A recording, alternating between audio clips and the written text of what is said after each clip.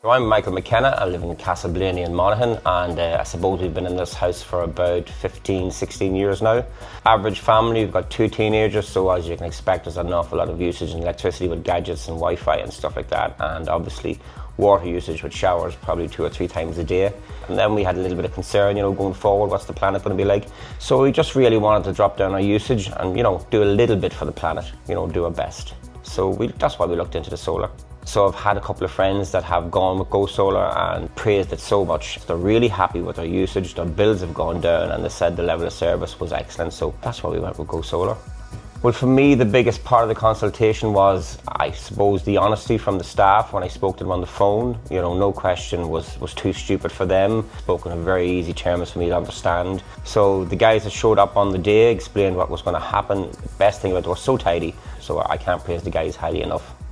Well, the energy usage, I suppose, with the 2 kids is still pretty high, but bills definitely have come down. They've probably gone down by more than 50%. So that's a huge amount of savings,